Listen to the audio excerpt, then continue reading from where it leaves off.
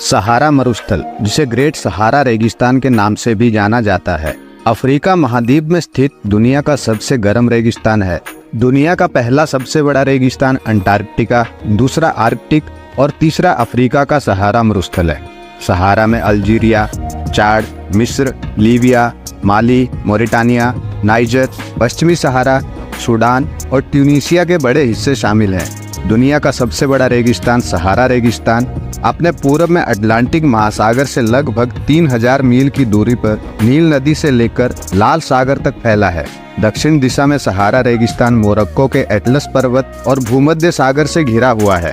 9.2 million वर्ग kilometre का इसका क्षेत्र चीन या संयुक्त राज्य अमेरिका के क्षेत्र के बराबर है, जो अफ्रीका महाद्वीप के लगभग 31% भूभाग में फैला हुआ है। सहारा मरुस्थल इतना गर्म है कि यहाँ बारिश नाम मात्र की होती है और बारिश का पानी जमीन पर गिरते ही वाष्प में बदल जाता है। सहारा डेजर्ट की सबसे खास बात यह है कि इतना गर्म होने के बाद भी यहाँ पेड़ पौधे, वनस्पति और 4 मिलियन लोग जीवित रह रहे हैं।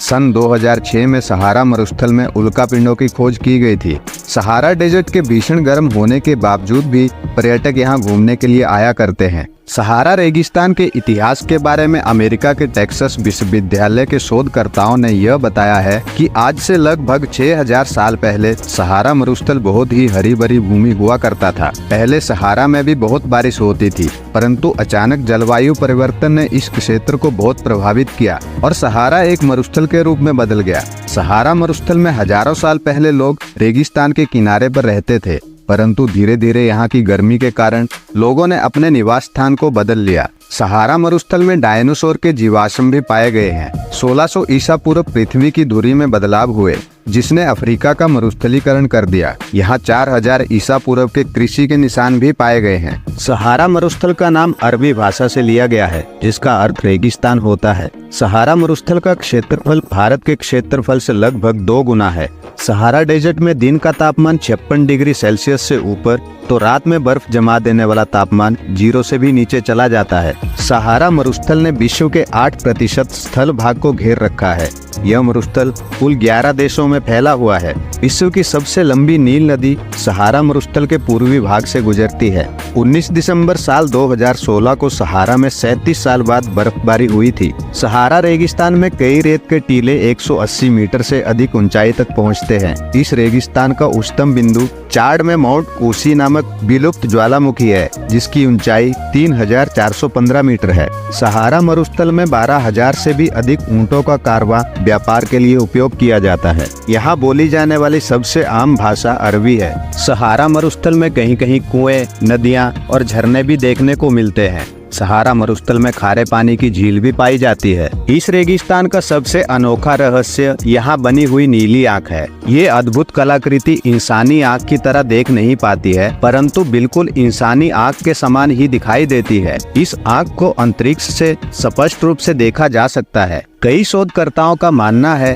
कि यह आंख इंसानों द्वारा बनाई गई है और कई शोधकर्ताओं के अनुसार इस अद्भुत संरचना को रेत के बीचों बीच एलियन द्वारा बनाया गया माना जाता है। इसके अलावा भी सहारा रेगिस्तान से जुड़े कई रहस्य हैं। कई सालों पहले सहारा रेगिस्तान में बर्फ गिरने से वहां एक नदी का निर्माण हुआ, जिसे गुएल्टा डी आरजेई के नाम से जाना जाता है, और इसी नदी के पानी को पीकर सहारा डेजर्ट के जानवर जीवित रहते हैं।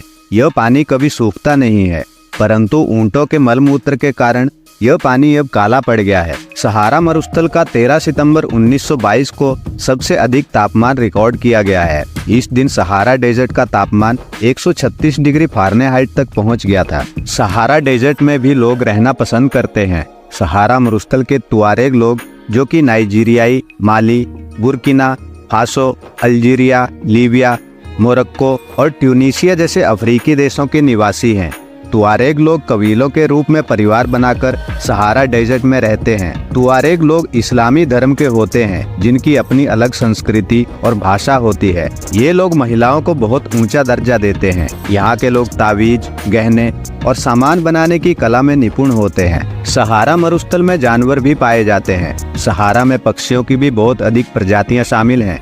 सहारा की झीलों और ताल में शैवाल और नमकीन चिरांट और अन्य क्रिस्टेशियंस भी पाए जाते हैं। सहारा मरुस्थल के जानवर और पक्षी भोजन के रूप में घोंगे का उपयोग करते हैं। चट्टानों और टीलों के बीच छिपकली, गिरगिट और कोबरा पाए जाते हैं। सहारा मरुस्थल में कई तरह के पौधे और वनस्पतियां भी पाई जाती है। सहारा के कठोर और शुष्क वातावरण के बाद भी कई स्थान ऐसे हैं जहां पौधों की प्रजातियां उगती हैं। सहारा रेगिस्तान दुनिया का सबसे गर्म मरुस्थल है, जहां वार्षिक औसत तापमान 86 डिग्री फ़ारेनहाइट या 30 डिग्री सेल्सियस होता है। इसके अलावा तापमान बदलता रहता है, जिसमें सबसे ज्यादा तापमान 122 डिग्री फ़ारेनहाइट या 50 डिग्री सेल्सियस होता है। सहारा मरुस्थल से द्वितीय विश्व युद्ध के बाद से ही खनिज संसाधनों का व्यापार होने लगा था। सहारा डेजर्ट तेल, प्राकृतिक गैस, कोयला ये सभी खनिजों का केंद्र माना जाता है। इन खनिज उद्योगों के लिए ही सहारा के पूरे क्षेत्र का विकास होना प्रारंभ हो गया था। सहारा रेगिस्तान की यात्रा को ट्रेन से तय करने के बारे में आपने सोचा भी नहीं होगा, परंतु सहारा रेगिस्तान के बीच के क्षेत्र में ट्रेन चलती है, जिससे पर्यटक पूरे सहारा रेगिस्तान का मजा ले सकते हैं। हालांकि कुछ फ्रांसीसी यात्रियों की हत्या हो जाने के कारण इस ट्रेन पर एक बार प्रतिबंध लगा दिया गया था, लेकिन इसे दोबारा चालू कर दिया गया है। अगर आप सहारा रेगिस्तान जाएं तो इस ट्रेन की यात्रा का लाभ जरूर उठाएं। तो दोस्तों, सहारा रेगिस्तान के बारे में ये थी कुछ रोचक जानकारी। अगर वीडियो अच्छा लगा हो तो वीडियो को लाइक करें और चैनल को सब्सक्राइब करें। मिलते हैं अगले वीडियो में एक नई जानकारी के साथ।